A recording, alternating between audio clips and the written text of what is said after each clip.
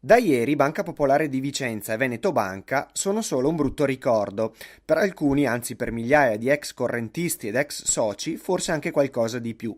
Domenica sono state completate le ultime operazioni di verifica e di simulazione per il passaggio dei conti correnti ancora appoggiati sui sistemi informatici dei due istituti bancari veneti falliti al sistema gestionale di Intesa San Paolo. Chiuso quindi il cerchio anche sul piano formale, fusione completata come da programma e le due banche venete cancellate per sempre dai registri degli operatori bancari italiani. Un passaggio storico e obbligato che ha interessato oltre 2 milioni di famiglie e 200.000 imprese e clienti per un totale di 1,5 milioni di conti correnti.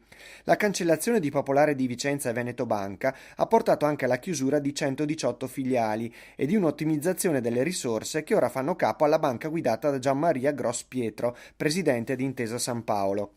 Per non traumatizzare i correntisti, Intesa ha comunicato che le vecchie carte di credito e prepagate sono rimaste ancora attive e i titolari avranno più di 3 mesi per recarsi nelle nuove filiali e sostituirle con le carte aggiornate, più funzionali.